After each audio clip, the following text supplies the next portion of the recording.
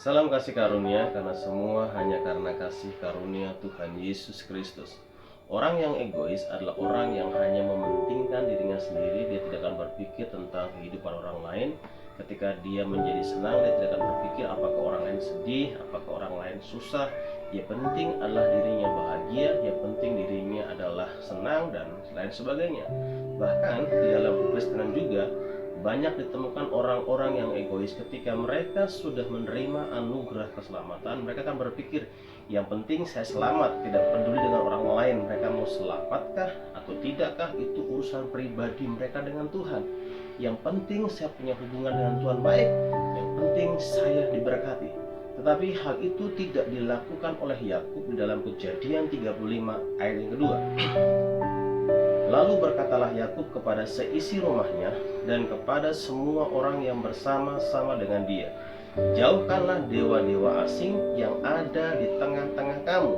Tahirkanlah dirimu dan tukarlah pakaianmu. Di sini Yakub tidak menjadi orang yang egois ketika dia punya hubungan yang baik dengan Tuhan, ketika dia dekat dengan Tuhan. Bahkan dia mengalami berkat-berkat Tuhan yang begitu melimpah, penyertaan Tuhan yang luar biasa.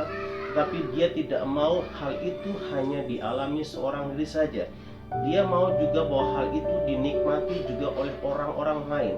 Makanya dia berkata kepada semua orang dalam seisi rumahnya, bahkan orang-orang di sekitar dia, untuk apa? Untuk mentahirkan diri, untuk membuang allah-allah asing, dewa-dewa asing, dan mereka harus datang kepada Tuhan. Yakub mau bahwa mereka juga harus mengalami kehidupan yang berkenan kepada Tuhan. Yakub juga mau supaya mereka sungguh-sungguh hidup mengenal Tuhan. Untuk itu, Yakub tidak mau hanya dia yang menikmati sendiri.